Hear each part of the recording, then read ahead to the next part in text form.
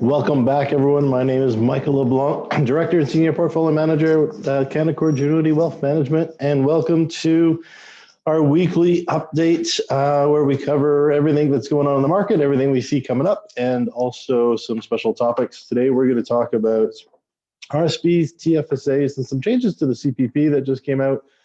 We are into a new year, and of course, we have to start thinking about the new limits, tax time, getting ready for the tax make in April, and everything we can do for this year. So let's jump on into things. As always, remember all the topics we cover here for information purposes only. Always give us a call or seek professional advice before applying anything to your portfolio, or do your own due diligence. Everyone's situation is unique, and it's worth double checking to see what best strategies apply to you. If you're watching live, of course, you can watch this on a pre-recorded. We put this out afterwards. You can replay it, and we put it on our podcast. But if you're watching live, feel free to click that Q&A button. If you have any questions, we'll try to get to them today. If we don't get them by the end of today's cast, then for sure we will follow up with you afterwards. If you have any questions on the replay for the podcast, go to mikeonmoney.com. There you can ask us any questions or give us a call. You can find all our content at that portal. So let's start seeing what's going on out in the news. Of course, we are heading into a transitional government tomorrow. The inauguration of Joe Biden is happening. I'm sure there's going to be a lot of excitement there. This week, I'm just happy that we didn't have a once-in-a-lifetime event occur in the last few days. So that's been the good news. So hopefully we can talk, we'll be able to talk about RSP and TFSA, some normal stuff today. Tomorrow's inauguration. So there's a few last-minute things happening, of course, as the old administration goes out. Investors are kind of looking at the China ban. If you've been following us, of course, you're aware that the Trump government has been banning investment in certain Chinese companies, mostly around technology, to defend, I guess, security of the United States. And we don't see that changing very much with Biden coming in. He certainly hasn't indicated that he's going to backtrack too much of that. We'll have to see, of course, but so far not a lot of indication there. Some U.S. nursing homes residents, face delay getting the vaccines, and Biden's going to try to boost those vaccine rollouts. This is something we're seeing across the United States. In fact, even here in Canada, the number of people being vaccinated is going a bit slower than everyone expected. The supply chain, a little bit of disruption with Johnson & Johnson coming out and saying that they're delaying some of the, or their vaccines are being delayed a little bit. They're hoping to get back on track this week. But basically the rollout's not going as well as hoped. And now there's new plans to involve things like the drugstores in the US, CVS and Walgreens. They're talking about converting whole sports arena like they've done in the UK to do some mass vaccination centers. And even Canada started to look at that up here to try to, increase the numbers. They had lofty ambitions to get everyone done. The latest we've heard is kind of September for everyone to have the vaccine available. And now those dates are in question unless, the numbers change quickly. And hopefully they will. Obviously, the rollouts always start slow as they, get the infrastructure in place and get things moving. But obviously a lot of eyes on how well that's going to turn out over the next month or two. Also, COVID-19 pressures on retail sales. Again, not a surprise.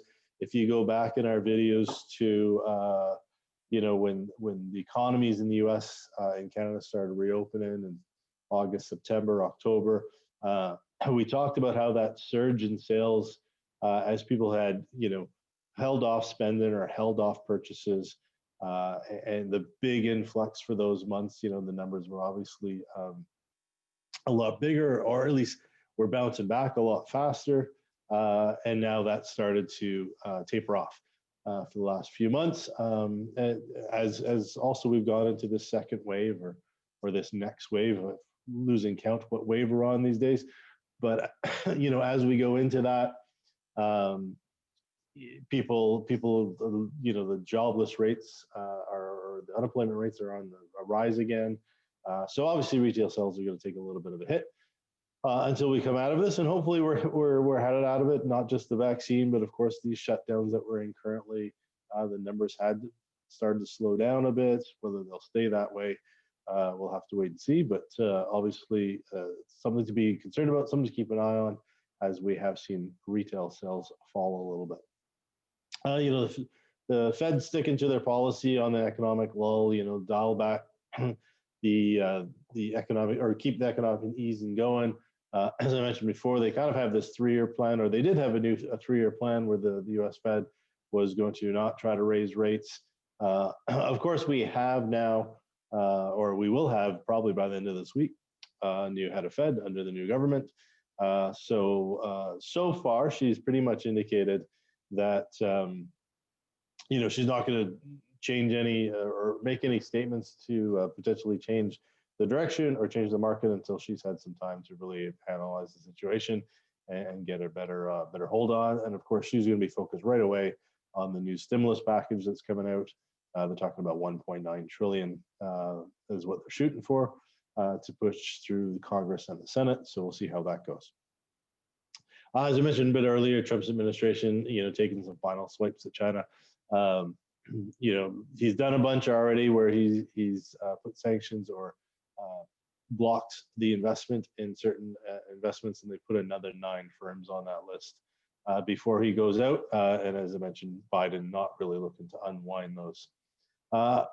Investors are storming into alternative energy funds or the green energy, green tech. We've talked about this for most of the year. Obviously, last year was a great return on those investments. They continue to look very strong. Biden's government has had a really strong commitment to invest in green technologies and renewable energy. So we don't see that really slowing down. Would be cautious though. Whenever we see a rush of money into a sector, there's always some bad actors. So make sure you're doing your due diligence on the names you're investing into. If you're using funds or ETFs, know what's behind them, know where that money's flowing to, what type of projects, what countries, and actually the firm names that are involved. Not to say this is a bad area or there's a lot of things bad happening in that. That's just a precautionary advice on anytime we see a lot of flow of money into a particular sector. It does attract some bad actors into that. Mobile gaming firm Playtika shares jumped on the Nasdaq debut. E-gaming, online gaming. Obviously, it's been a growing area for several years. Whether it be esports, the online gaming, sites like Twitch and YouTube getting involved in that type of area, or the mobile gaming, which obviously is a much bigger market because everyone tends to have a mobile or smartphone these days where you can play your favorite games and new games coming out all the time. The early days when that started coming out, we all heard about Angry Birds, and of course its fame and success. With the pandemic and more people being isolated, more people looking for entertainment inside the home or away from the sports arenas and away from the movie theaters, we have seen gaming take off. So just another example of that sector. It's a volatile sector. It's an aggressive sector, but it is growing, and there's a lot of attention being paid to it. So the number of cases, I don't have I'm not putting up the chart. It's getting a little too depressing. If again, back in December, all through last year, we had the chart of each country with the total numbers. It's getting tough to follow. Globally, it is through 2 million deaths total. We're kind of at 95.6 million total global cases. The U.S. is edging closer, probably almost over the 400,000 total deaths now. If you remember at the beginning of all this, that was, even the most pessimistic thought, the U.S. wouldn't get to that number, and of course they're at that number. So the numbers are still climbing. They, as I mentioned, they have fallen from their peaks, and hopefully that continues. Continues. Obviously, the U.S. is still a focus with things getting pretty bad there, with hospitals being overwhelmed in certain areas. Of course, here in Canada, Toronto and Quebec, I should say Ontario and Quebec, both in full shutdowns with curfews being applied in certain areas because they are trying to slow things down in the hospitals, and it is getting to that breaking point. So hopefully we can curb those, and with the vaccine rollout and people just doing a little bit more here, we can get back to some reopenings or things easing up a little bit and see that economy reopen later this year. Biden, on that, Biden, has been talking about putting a lot of money in the U.S. to, really stem the numbers for the coronavirus expansion or contagion. That's going to continue. He's been very active with his team to, be prepared for when they take office. Even tonight, he's doing a special memorial with 400 lights to be lit around the perimeter of the reflected pool to each light reflected about 1,000 Americans who have died of COVID-19. So let's take a look on the economy. So the stock index has dropped a little bit. This is as of kind of end of last week. Remember, the U.S. markets were closed yesterday for Martin Luther King Jr. Day. So the stock markets had dropped a little bit. They're up this morning. We saw the treasuries fall a little bit. That's recovered. The dollar pushed a bit higher last week. However, fallen a little bit. And when we talk about these little bits, the slight movements. Gold prices, again, a very small slip last week, but moving up again today. Oil, the headline said plunged, but I think it was less than $1. It moved, and it's actually back up again today. So we'll talk a bit more about those when we get to commodities. Coming up in the U.S., of course, the economic calendar. We've got the labor numbers coming out, the jobless claims. All things are showing, from December's trend, the unemployment rates rising. The number of claims are dropping a little bit, but that's not always reflecting the unemployment number. But that just means less people were looking for work, not necessarily more people employed. So that's a number, as you remember, we're watching really, really closely, because what affects the economy is how many people are out of work. Obviously, a new round of stimulus. I think Biden was talking about sending another $1,400 to each American after they just got their $600. So a total kind of that 2,000 mark that they were shooting for will help, but something to keep a close eye on. Morgan Stanley Wednesdays, the fourth quarter earnings came out, this Wednesday, are expected to be benefit from the trading activities. It has been a very active year in the markets, with IPOs, volatility around the trading. So the financial sectors is split a little bit between the banks and the brokerage firms, as the banks' earnings have decreased a little bit with the really low interest rates. JP Morgan is trimming, as mentioned, on the banking side. They're trimming in the loan reserves in hopes of a better economy. So we talked about this, especially on the Canadian bank side. They put loan loss provisions into the books, basically writing off debt before it actually defaults, to be able to spread it out over time. But they can bring that debt back in if the outlook looks better. And that's what we're seeing in JP Morgan. Wells Fargo's record profits, a rare beat as credit cost falls. But at the same time, they saw their stock drop a little bit. And further down there, Citibank, the same thing. Despite a good quarter, the outlook is probably for still a tough year for the economy this year. Goldman Sachs eyeing a deal to boost their markets banking units. Markets is a consumer banking unit. So they're taking some advantage of the fact that they basically shut the growth down by really slowing the loan rates and deposit rates at their consumer bank level during this uncertainty. And so they do see things still struggling this year, but getting better. So that's a good sign, that they're putting some money behind that, starting to loan money again as they see the economy with the vaccine, hopefully by third quarter this year, improving.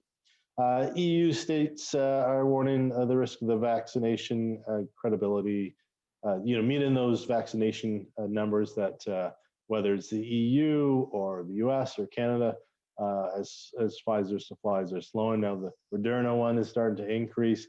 So hopefully, as I mentioned, we did see a bit of a slowdown in the supply. Hopefully that's picking up and will increase from here as we move into the next few months.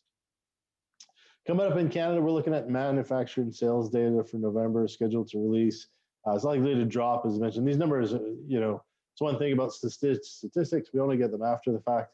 So, November numbers, the trend was November, December numbers would be decreasing a little bit, after we saw some rise in the previous months.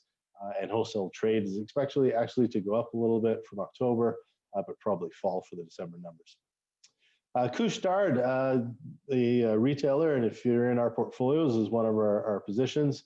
They were working on a deal to take over or buy out Carrefour, which is a French or France-based company, to expand their brand over into Europe. So France, the finance minister has killed that deal at the moment. So we have seen a pullback in price, but I wouldn't worry about that. Couche-Tard is a great company. It's still, grocery line, very profitable, didn't get overly hurt, obviously, through the economic shutdown, and even currently still doing well. And that trade's not off the table. And in fact, in the portfolios, we've added a little bit more to it as we saw the dip in price, taking advantage of that pullback. And as we talked about last year, through all the volatility is actually opportunity for the portfolios, where we can actually get in or increase positions or introduce positions into a portfolio when we do see those pullbacks. Now, the Canadian housing started to fall in December. And this is kind of a housing trend in Canada. We've been seeing this. The prices have continued to rise, but sale numbers have dropped. So, of course, builders are slower to bring more inventory to market until they start to see the volume start to increase. So we still see lower than normal volume on the markets in real estate. Prices remaining high. Obviously, prices are still being driven a bit by that underlying low interest rate that we're still seeing. And Canada, much like the U.S., doesn't have a plan really to raise interest rate.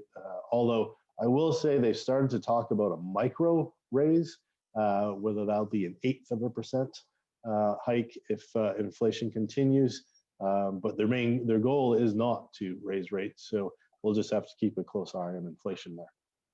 Alberta, of course, the big news, the Keystone, the Trans-Canada Pipeline project, Keystone XL. Biden has kind of indicated that, day one, he would kill the permits for that. It was a big controversy when Obama was in office, so not surprised that Biden would pick up where that left off. Under the Trump administration, it was approved. Obviously not good. So this is a pipeline that will go from the oil sands right down to Texas. And obviously not good for future revenues, or future revenue growth, I should say, for Trans-Canada Pipeline. Trans-Canada Pipeline still would be fine regardless.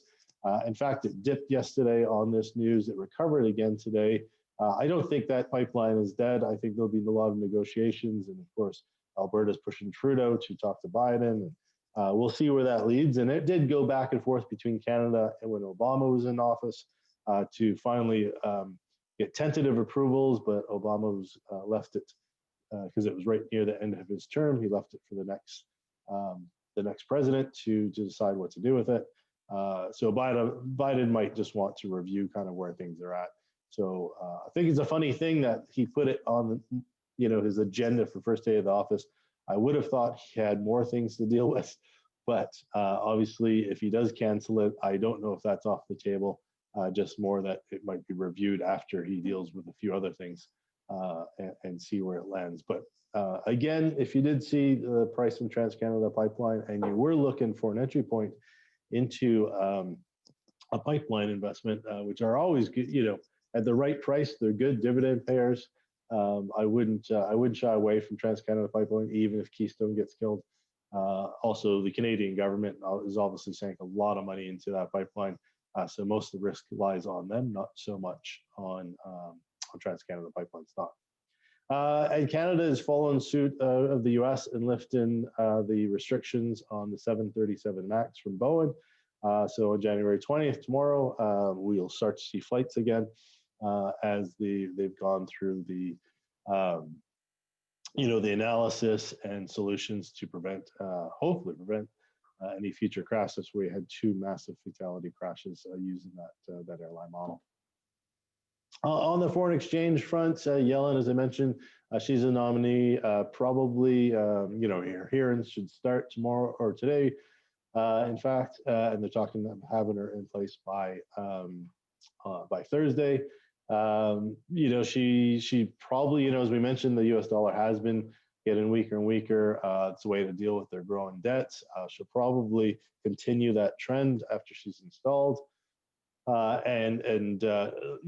get a better sense of what her plan is, or what the new Fed's plan is going forward in the coming months. But I think she's pretty much telegraphed she's not going to do any knee-jerk reaction her first kind of few weeks in office, which is probably a very good approach to at least telegraph to the market what her plans are if they're different than the current strategy.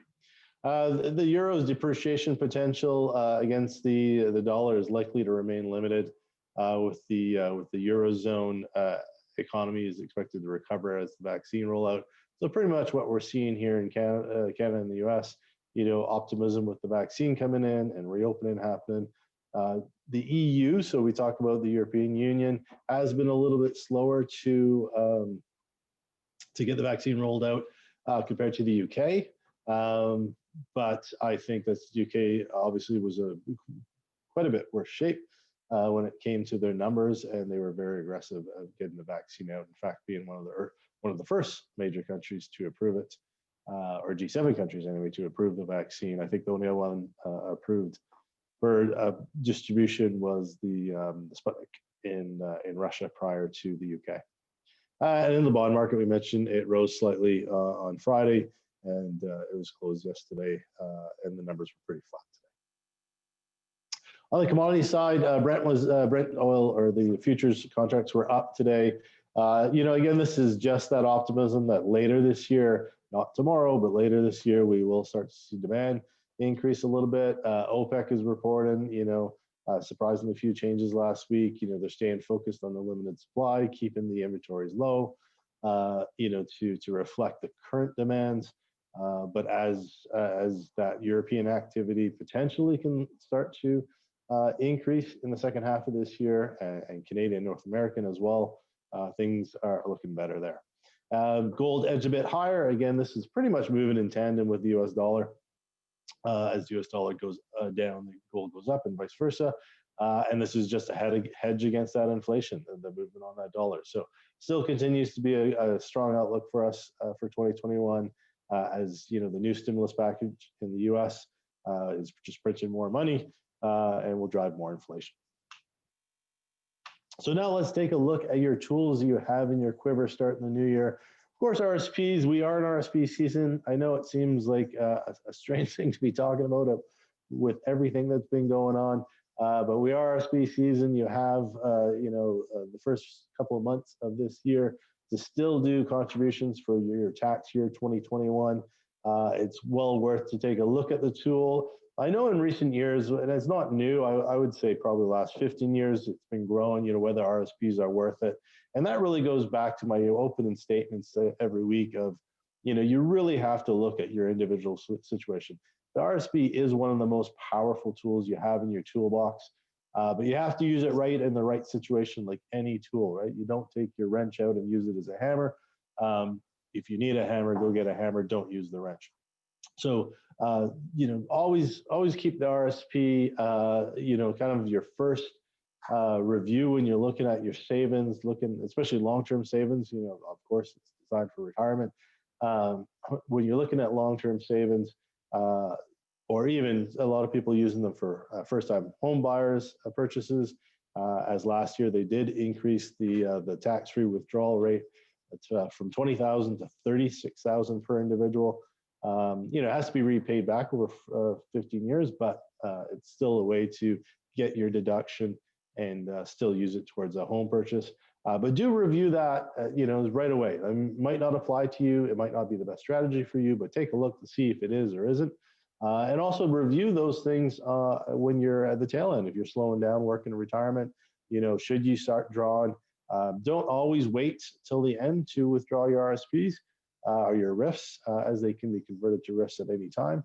And they can be converted back to RSPs, depending on what your income is looking like year over year up to age 71. So, always look at your RSP when you're looking at strategies and how you might want to use it. Of course, the room for 2020 was the max room for 2020 was $27,230 for that year. Depending on your income, it's 18% of your earned income.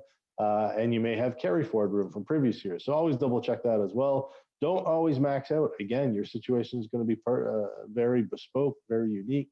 You need to make sure you're not lowering your taxable income too much that you're losing that high top level marginal tax deduction, because as you knock your income down, that does change how much benefit you're getting from that deduction. So don't automatically put as much as possible in there.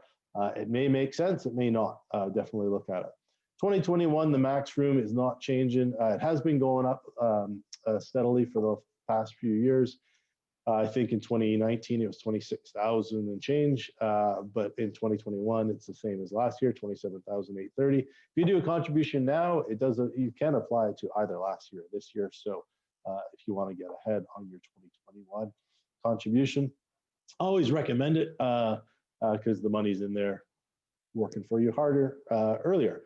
So always take into account as well, though, if you have a pension through work, there are pension adjustments that reduce your room. And if you're in a superannuation pension, that would be teachers or government or frontline workers, your superannuation pension adjustment actually gets higher and higher as you get older, as it is a factor of your income, but also your age and number of years you've been a member of the plan. So as you get older, your RSP room is being decreased more and more. So keep that in mind. And March 1st is the deadline for the 2020 tax year to do your contributions. You have till this year, March 1st. As I mentioned, there are a lot of benefits. You do get to deduct the money from your taxable income. It goes against capital gains, earned income, interest income. It goes against any type of income that you'd be taxed on. It's well worth taking advantage of. At 71, though, you do have to convert to a RIF, and by January the next year, you have to start your withdrawals for tax purposes. So that's where the tax planning comes in. How much should you be contributing to your RSP? Well, it really depends on your other sources of income and your other savings. And when should you start to withdraw? Again, really have to look at your income. Should you wait to 71? Should you start earlier? Really depends year over year. We always try to do reviews in November for people, especially if they had significant changes in income that year, whether we should increase or decrease the withdrawal limits from the RSPs. Spousal RSPs also are out there where you can income split, so you can use your deduction but put money in your spouse's RSP. Way more powerful years ago, prior to the income split-in rules, because one of the things you did not want to do is have a lot of money in your RSP and none in your spouse's, and then all that money came out taxable to you in retirement, and they had very low income potentially in retirement. But they changed those rules several years ago. After 65, you can split your income regardless of who it's coming to in retirement, or you can split your retirement income. You can't split your earned income. So if you're working past 65, but all your pension income and your RSP income, you can split. So less impactful. But if you do have spousal RSPs, it's worth, again, reviewing those, see where it's most powerfully used for your tax situation. And then the big debate, what to do versus tax-free savings account. Which one's better? Again, this is I know people don't like that answer. You know, I can't tell you what's best for you, but it is an easy answer once we kind of look at your situation, which one's best. In general, if you want a rule of thumb, having both is the best situation. Whether it's just how much you put into each one. TFSAs came out in 2009, so we're all building room year over year. The 2021 new room that came into your credit as of January 1st. And everyone over 18 in Canada gets that room regardless of their income is $6,000 that you can put in there. So there is a smaller limit that you can put into your TFSA every year. You do not get a deduction, so that's the downside to the TFSA, right? Compared to an RSP, is there's no deduction to put that money in there. However, it does compound tax-free, just like your RSP. And the benefit to the TFSA versus an RSP is when you withdraw it, there's no tax on it. So that's a huge benefit because, of course, when you withdraw from an RSP, because pre-tax dollars went in there because you got that deduction, it is taxable coming out. So that's why that balance, rule of thumb, that balance is your best bet because you can blend those two incomes when you do start to withdraw and bring your overall tax rate down. And that's the goal. You're never going to get to zero on taxation.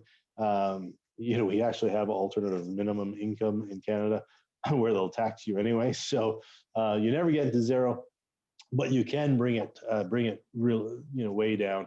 So looking at the TFSA as a strategy is highly advisable in combination with your RSP. And what those amounts would be optimum for you is again, that's something we can review and give you those numbers. And they tend to change year over year, depending on your income or situation. The other great thing about TFSAs, if you're not aware, is you can withdraw from them at any time, just like an RSP, but you don't lose your room in a TFSA. So if you use all your RSP room and you withdraw it, you don't get that room back again. With TFSAs, we all have 75,500 in room to date since 2009, or anyone who was 18 in 2009 till now, of course, have accumulated at least 75,500 in a room. And if you put all that in and you withdrew all that money today, you don't lose that. Next January, you do have to wait till the next calendar year, but the next calendar year, you would be able to put that 75.5 back in, plus, your new room for 2022.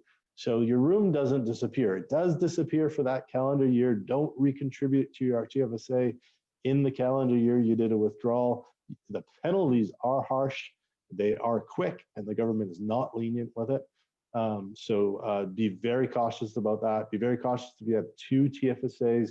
We always encourage clients, if they have a TFSA here, they only do the contributions here, or they move them here because we've seen a lot of people get hit.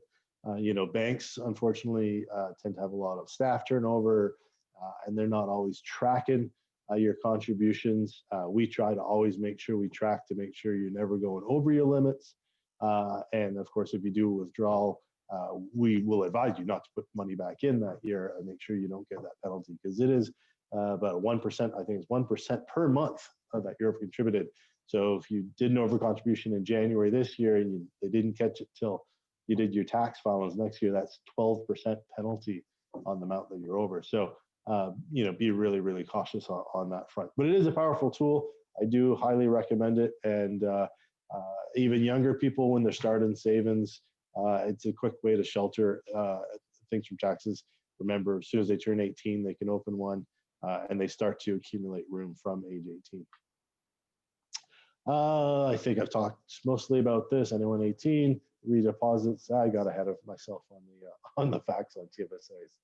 So let's talk a little bit. We'll move fast. TFSAs now is about all I can tell you. Let's talk about the CPP enhancements. Or enhancements. I always like how changes to things are called enhancements. Are they good? Are they bad? I guess history will tell.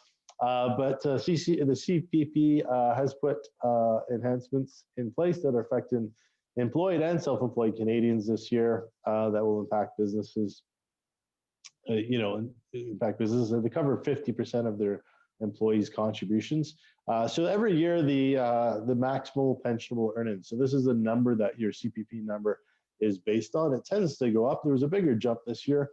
went from 58,700 to 61,600. So that number is when you retire, is the calculation as to how much you get a month. You don't get that amount; it's just based on that amount. Your calculation. If you earn over that every year, you'll get the maximum CPP at age 65. If you earn under that, you will get less. If you're getting close to retirement, you can go on the CPP website. There's a link there. You can ask for them to send you kind of where your calculation's at. Highly recommend people do that as they're going into retirement. If we're doing a plan for people, we tend to get them to do that just so we can verify the numbers. Just to see where you're at. And also remember, if you stayed at home with children, I want to say it's under 7. I believe it's under the age of 7, or your income was reduced for a few years while you had children at home, you can have those numbers removed from your calculation if it negatively impacts your overall limit. So keep that in mind. So every year we pay off our paycheck to a maximum. Last year, employees paid 5.25%, and employers paid 5.25%, and that is increasing to 5.45%. So you will see a little bit of a jump into your CPP deductions. If you're earning over that 61,600, you usually pay it off through the year. So your deductions are higher January through, depending on how much you make. If you make double that, by June, you would have paid the maximum into CPP, and then you don't make any payments until the rest of the year. Or if you do, you get that back as an over contribution when you file your taxes. If you're self-employed, it means you have to pay into your employer CPP or your corporation CPP account 10.9 instead of 10.5 this year. So an increase. It does mean that your benefits are going up when you go to claim. So that's the positive side, or that's the enhancement they're referring to. So that is good. Obviously, trying to adjust with inflation and keep those numbers up. They usually try to make smaller incremental adjustments along the way, but this year it was a larger jump. So just keep that in mind for your paychecks this year, but also your CPP payments will increase. So just keep that in mind. And again, the basic exemption for Canadians that don't have to remit any CPP is $3,500, but then you're not really earning room into your CPP. So that's pretty much all the changes I wanted to cover this week. As always, if you have any questions, please feel free to send them in.